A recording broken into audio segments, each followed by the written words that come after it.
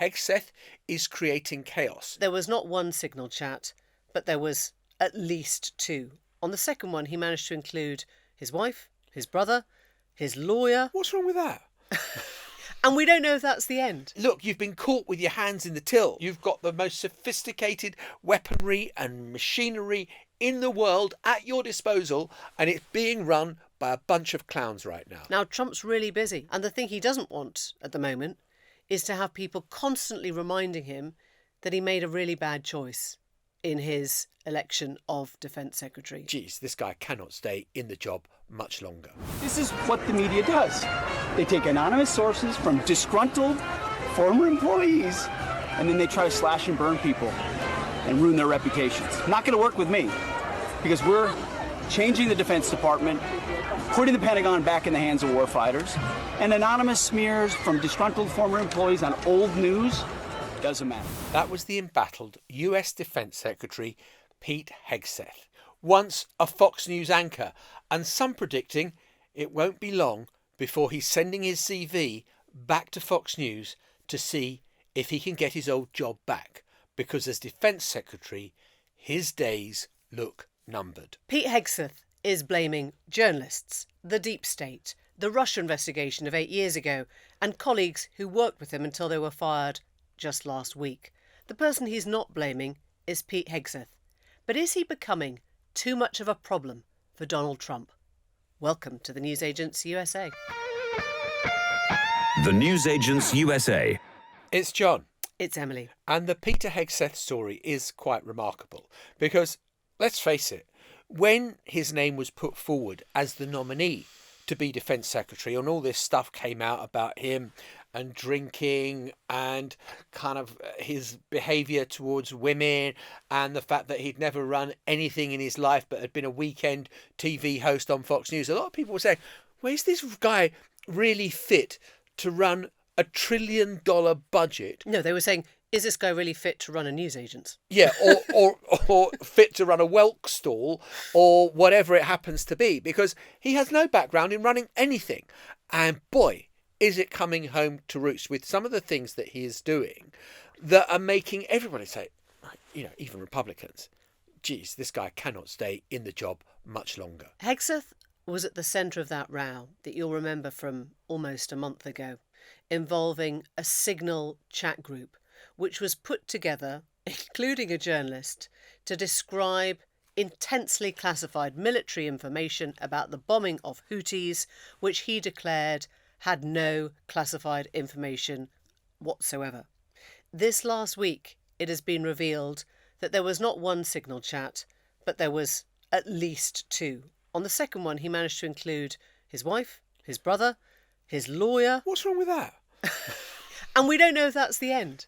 And every time Pete Hegseth is asked about this, is asked about the chaos that surrounds him, is asked about this classified military information, which should be nowhere near Signal, let alone near his family members, he just starts berating the media. He is always the victim in this scenario. Yeah, and the other thing that's so interesting from that clip we played right at the top of the podcast is at no point does he deny any of it.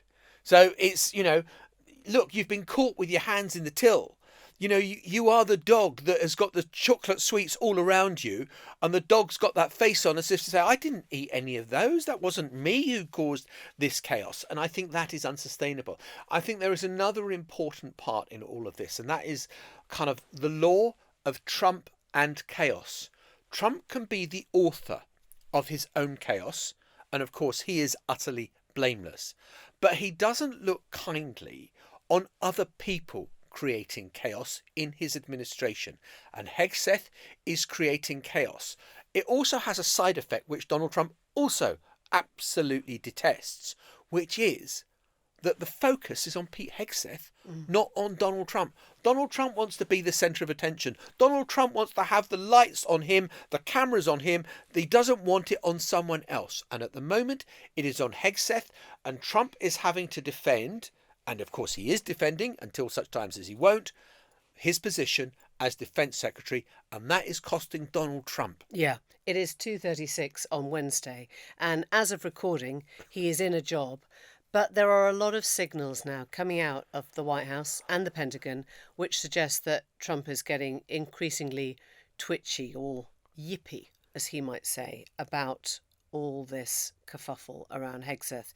He spoke with Hegseth, we understand, late last night. We think he's currently willing to support him, but it sounds like there is speculation about Hegseth's shelf life. And part of it is that Trump and his inner circle are pretty frustrated that they keep having to revisit this bad storyline just when they want to kind of get away from it. You know, they thought they'd got through the first round of signal chat and he stayed in the job. And now it's kind of coming back onto Trump's plate again. Now, Trump's really busy. You know, he's busy deporting people to El Salvador that shouldn't be deported. He's busy ignoring the Supreme Court. He's busy changing his mind on tariffs. He's busy not quite sorting out a solution to Ukraine or Russia. And the thing he doesn't want at the moment is to have people constantly reminding him that he made a really bad choice in his election of Defence Secretary. A man who kind of said to the world, I'm an inappropriate person to lead one of the biggest departments of US government. And what might make some of this turmoil easier to manage in political terms is if the people that were leaking against Hegseth were sort of long-standing Pentagon employees feeling disgruntled that their kind of way of life has been threatened by this guy who's coming in to disrupt. To shake it up. Yeah. No, the people who are causing the shitstorm in the Pentagon are people that Hegseth directly appointed himself. These are his long-standing friends. Long-standing friends who are all, and there's no great policy question in any of this. It's all personality, rival ambition, and the determination to be at the top of the tree and kill anyone who gets anywhere near it. And Hegseth has created this. This is Hegseth's own nightmare. The signal group, no one forced him to set up signal groups with family and friends. No one forced Hegseth to appoint people who were uniquely inappropriate to fill these key roles. And yet that is what has happened in the most powerful armed forces of the world. That you've got these nuclear weapons. You've got the most sophisticated weaponry and machinery in the world at your disposal, and it's being run by a bunch of clowns right now. I think part of the problem is that Trump doesn't want to be seen to be giving in to pressure from Democrats. He's very conscious that he wants to get through the first 100 days without, as they would say, a scalp. And so they're trying to make the scalp talk go away. In other words, if there's any firing to be done, it has to be the other side of next Wednesday, which is Trump's 100 days in office. He does not want the story to be, oh, look at all these people who haven't survived even 100 days of Trump's administration, because that was, in essence, the story of the first Trump administration. When General Michael Flynn, the National Security Advisor, was gone within a couple of weeks. Right. I mean, you know, that was the kind of set the standard. Oh, my God, no one lasts very long. You know, Rex Tillerson, the Secretary of State, gone, and he wants that. So he wants, I mean, you know, it's arguable what the achievements are of the first 100 days, and maybe we should talk about that as well, because, you know, some would say that the achievements are, I mean, there's been a lot of activity, there's been a huge amount of noise, but solid achievements, Gaza, not so much. Ukraine, not so much. The tariffs, success of the tariff policy, not so much. So, you know, what Donald Trump wants to be the focus may not be the focus, but you're absolutely right. He doesn't want forced resignations, sackings at this stage. Well, after the break, we're going to be speaking to somebody who knows the White House from the inside. He was Trump's comms director in 2017. He lasted 103 days and also has his stories to tell about the leaks that he encountered in the job. His name is Mike Dubke, and we'll be with him after this. We're joined now by Mike Dubke, who was the White House communications director in Donald Trump's first term for a brief period, and a long-standing GOP, Republican Party operative and founding partner of BlackRock Group, a strategic communications company.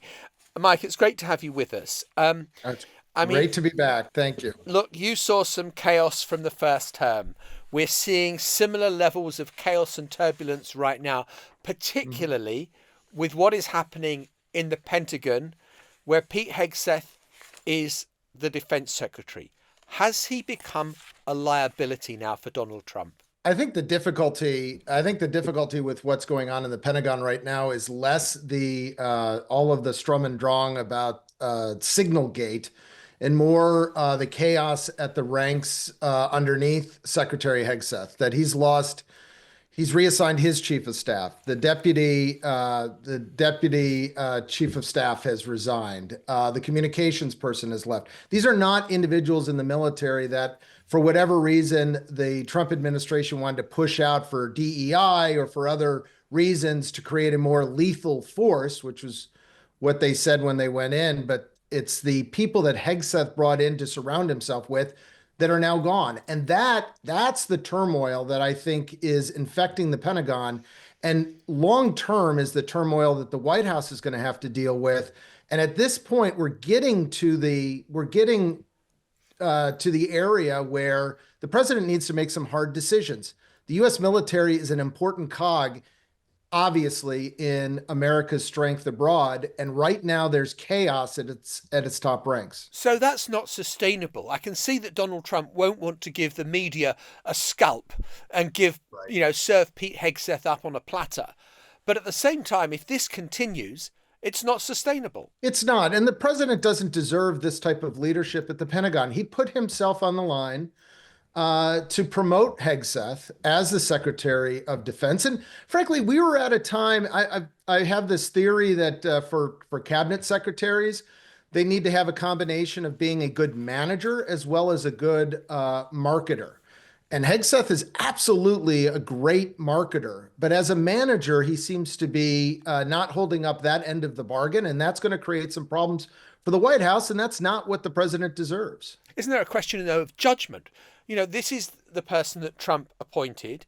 Hegseth has surrounded himself by, it sounds from reading it, squabbling school kids. And that's the surprising part for me, frankly, from being within the White House back in the Trump's first administration, is that even if there were individuals that were more, as I put it, marketing than manager for these agencies, we made sure that the undersecretaries were there to basically create a backstop of professional management. I think you see that in other agencies where there are undersecretaries who are on the Trump team, of course, but also have some experience in issue areas, whether it be Interior or HHS or other places.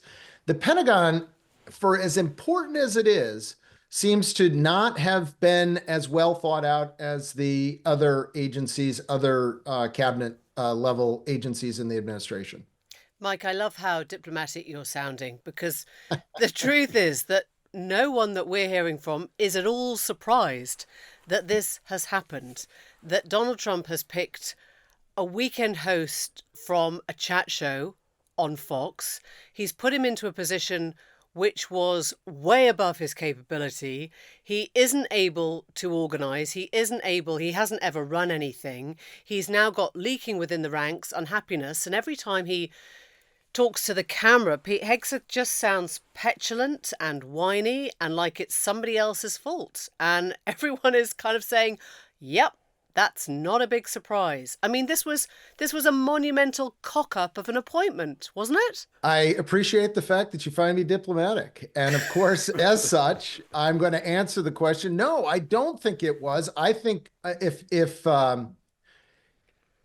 it was a trial run to reform an agency within the United States government, an incredibly important agency within their it's an United Department of States Defense. Well, you can't have a trial run. Yes, but that had lost its way over the last 4 years.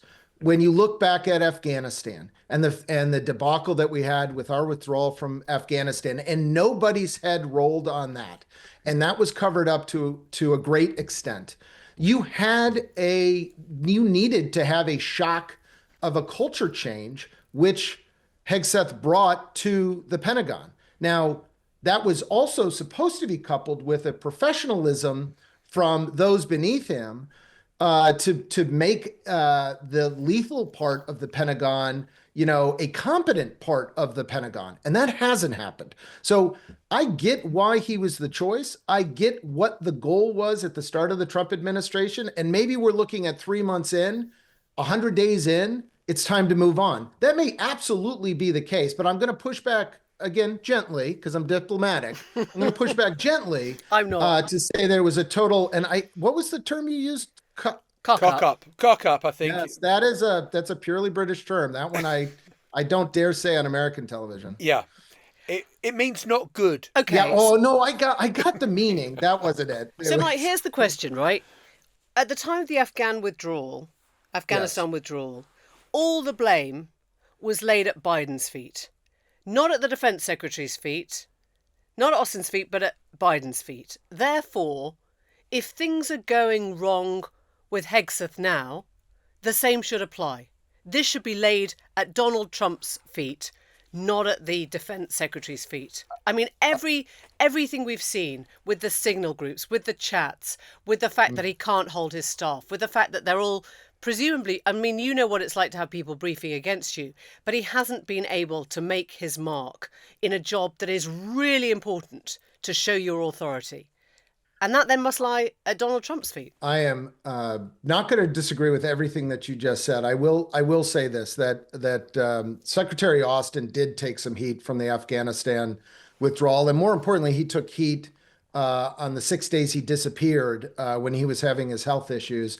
And part of the reason all of that was laid at Joe Biden's feet, President Biden's feet, was because he did nothing about it. There was inaction. Now, to your point, and I think this is maybe the larger point, at some level, there needs to be accountability with the secretary. And that is absolutely in the president's hands.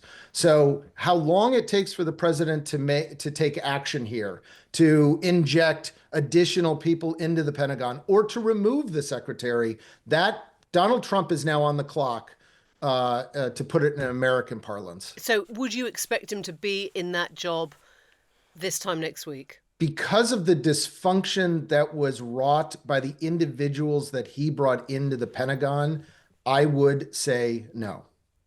I don't expect him. Maybe next week is too soon, but I think the time, there's just one or two revelations away from us having another change. Now, here's the problem in America with that change. We need to have our cabinet secretaries confirmed by the United States Senate. That process is really bogged down lately. Senator Thune, the majority leader, was fantastic in getting a lot of the early nominees through. But to have everything stop when we've got reconciliation, we've got all the other items that need to go in front of the Senate, for that Senate to stop what it's doing in order to confirm a new secretary, because this job is that important, there are a lot of reverberations here that need to be taken into account that may protect Hegseth from being sacked. Can I ask you to explain reconciliation to our audience? Yes, reconciliation is basically a way in the United States Senate, because of what we have as the filibuster, means that you need to have 60 senators agree to anything in order for debate to continue and for there to be a vote. Reconciliation is a mechanism only on financial issues, in which a 50 vote majority wins the day, and that bill can then be sent to the House of Representatives. We have 53 seats. The GOP, the Republican Party, has 53 seats in the Senate. And even with a couple of defections, whether it be Senator Rand Paul from Kentucky or Senator Collins from Maine, it doesn't matter.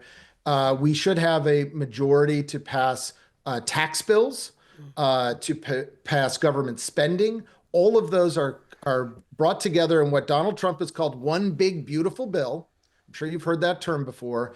And that vote will happen. But it can't happen when there are other items on the floor. Unfortunately, the way the rules of the Senate work, you can only be working on one thing at a time. The name you didn't mention when you were talking about senators was that of Lisa Murkowski. You will have heard the clip that has circulated in the last few days where she describes how scared she is right now. We're going to play it. We are all afraid. Okay. I'm oftentimes very anxious myself about using my voice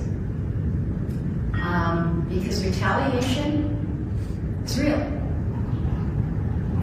And that's not right. Can you respond to that for us? Lisa Murkowski is somebody who has tried to hold, I guess, a sense of her own independence. The Alaska senator who has sometimes rebelled, who has sometimes found it in her to stand up to the administration. She's scared. Well, you are speaking with probably the only person in the United States that's worked both for Lisa Murkowski and for Donald Trump. I was her general consultant on her last two campaigns, so I know Lisa Murkowski incredibly well, which was part of the reason why I left her out of my naming of names for reconciliation. I will say this about Lisa Murkowski. She is not scared for herself personally. She is scared that retribution against the state of Alaska and what she's pushing for the citizens of Alaska in terms of government spending, programs, protecting the number of federal employees in Alaska. Alaska's number 3 in terms of per capita, the number of federal employees in the state. Lisa Murkowski is a fighter. Donald Trump is a fighter. I know they both have deep respect for each other because I've been in the room with both of them. But she shouldn't be scared. She shouldn't be scared of speaking her mind, should she? No, she's not. And I think it's shown that she did speak her mind. I think it's been misinterpreted that she's physically scared as opposed to she's scared that she's not going to be able to be effective for the citizens of Alaska. So I've talked about this before, but knowing Lisa, knowing the fighter that she is, she's not meek. The reason she said these things is because she is a fighter and she wants to protect her constituents. And Donald Trump likes to portray himself as the tough guy, as the guy who will brook no opposition. And yet we have seen in his handling of the economy and tariffs, the most extraordinary series of U-turns and flip-flops in a way that I don't think we ever saw in the first term. You look, right, we're going to impose 145% tariffs against China. Oh no, we better not. Oh, we're going to do this. And then he pulls back because the bond market's gone. And then he says, I want to sack Jerome Powell. And then the market falls 2.5%, 4%. And so he says, no, I really don't want Jerome Powell to go. It seems to be making it up as he goes along, or am I putting that too starkly and undiplomatically? I think there are 2 points I'd like to make here. One, the individuals that the president has surrounded himself in Trump 2.0 differ from Trump 1.0 when the president was just starting out trying to figure out how the executive worked in the best way forward. And he brought in a lot of individuals who had a lot of different opinions on the economy, on defense, you name it. In Trump 2.0, after having 4 years of being in office, he knows exactly what he wants to do. He brought in individuals that agree with his worldview, and he's proceeding forward as such. So I think that's why you're seeing. But he isn't. And how is that going? Well, let me finish here. That's why I think you're seeing the speed of Trump 2.0 be so much faster than Trump 1.0. The one point I want to make is that, and the one truism in this Trump administration is that the decisions that are made lie with one person, and that is the president of the United States. So you can listen to what Secretary Bessent says, you can listen to what Secretary Ludnick says, but really at the end of the day, you only need to listen to what President Trump says. And does he change his mind? Yes, he has. And that's what you're seeing that as chaos. I think that is, in his mind, again, I'm being diplomatic here, but in his mind, he sees that as the pathway forward because he's a firm believer in tariffs. Now, I'm not.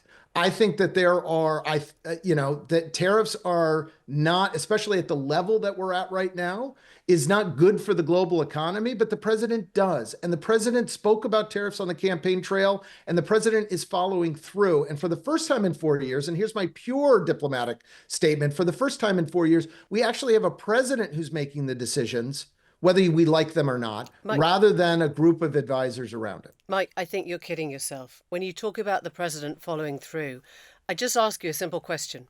What's he actually done? What has he actually achieved? He hasn't got any kind of peace deal between Gaza and Israel. He hasn't got any kind of peace deal between Russia and Ukraine. He hasn't really imposed tariffs. He's just put them on and paused them and now doesn't know what to do. He's done the same with China. He hasn't created any trade deals with new countries. We're coming up to 100 days and it's almost impossible to find one concrete thing that Donald Trump has achieved in power. I will give you a couple from the inside. One, which did collapse, but for a period of time we did have a ceasefire in Gaza. The second, on tariffs, while we've all been discussing the 25% tariffs or the 145% tariffs on China, the tariffs in the United States rose from 2.5% on average to 10%. That has been true for the last 15, maybe 3 weeks, that we've had 10% tariffs. So people aren't talking about that, but tariffs have given rise, from 2.5% to 10%. Oh, they are talking about them, Mike, because you've got no, DHL. You've got a company that says they can't import goods of more than $800 into the US anymore because the customs backload is so great. I mean, that's not a success for your consumers. Well, what is a success against China is that we've eliminated the loopholes that allowed Temu and other Chinese brands that would dump products because of direct shipment into the United States. Those products have stopped shipping. Again, I'm defending a policy that I don't necessarily agree with, but as a pushback to what you're saying, that nothing really got accomplished. There's that. The other thing that has been accomplished on the border, and this is a whole other area we can discuss, but the number of crossings at the southern border in the United States has dropped through the floor. It's almost non-existent at that point. That's another accomplishment. The move from DEI in United States universities, in government, and in businesses that do work with the government, that those policies have changed. So we have seen. Yeah, he's kidnapping students. He's kidnapping students off campus now. I mean, great. We've got wholesale changes in a number of areas. I'm just answering your question that he's accomplished nothing, and I would respectfully disagree with that. Okay, so let me play the part of the pollster. You, an ordinary citizen of the United States of America, is the American economy heading in the right direction? At the moment, no. No, it's not. I'll just stop with that. So then how can you be in praise of the president when you say we're going in the wrong direction? This golden age that he promised us at the inauguration doesn't feel like it. It doesn't, and I have been diplomatic, and I would say I've been diplomatic rather than praising. What I would counsel, if I was still in the White House, is that we should be focusing on consumer prices. We should be focusing on making sure inflation stays in check, not just is moving in the right direction, but actually stays in check. And making sure that what the American people voted for, which was to end some of the disastrous pricing programs of the Biden administration, where they weren't focused on everyday prices, and the president promised to do that. President Trump promised to do that, focus on those in the campaign. I would love for that to be the hyper focus of this administration rather than tariffs. So to that end, yes, they can do better. Mike Dubke, been great to have you on. Thank you. You've been a great guest. Thank you very much indeed. All right. Thank you.